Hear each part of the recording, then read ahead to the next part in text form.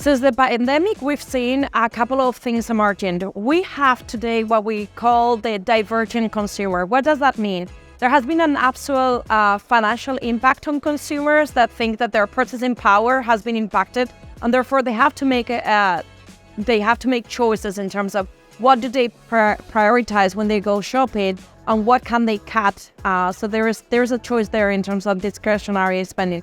But at the same time, we call them divergent consumers because they are not giving up on their emotional consumption.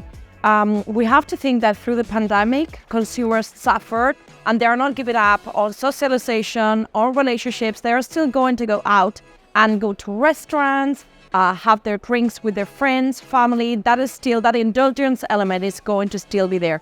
And a third element is e-commerce.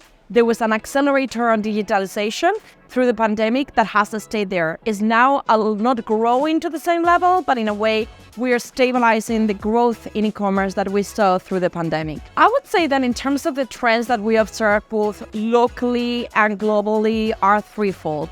First thing is that given the current constraints driven by inflation and the cost of goods, consumers, number one, across the world, and we've seen this in every region of the world, is affordability. They have to make do and buy with less purchasing power. So affordability is number one.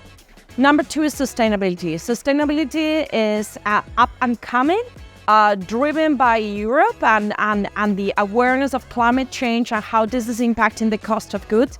But not only. There is going to be around sustainability. A part of it is consumer demand, and consumer demand is there, especially from evangelist consumers.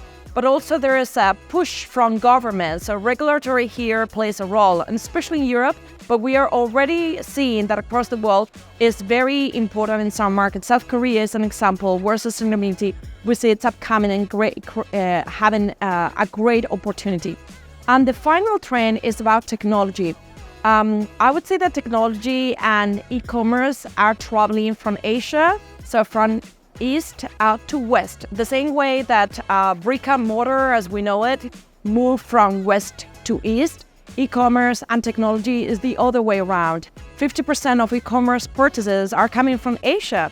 And we see that both in countries like China or South Korea, the levels of e-commerce purchasing are both 30% and keep on growing. Therefore, there's a lot that is happening there in terms of using artificial intelligence to automate, to create hyper-personalization. We see a lot of examples across all of Asia that are traveling now to Europe. As an example, to Europe and even to US. And as an example is, for instance, the social commerce from TikTok. It started in Asia, but now in November 21, it has been released in UK and it's doing pretty well. And will be rolled out to other markets like Brazil and Spain shortly. So these are the three things that I would focus on: affordability, sustainability, and technology in terms of retail intelligence coming from Asia. So east to west. I believe that trade shows like Food for Future, what they allow is collaboration across the industry. Like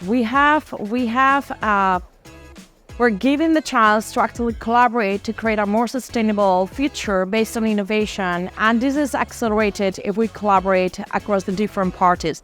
That's what it's relevant about trade shows like this one.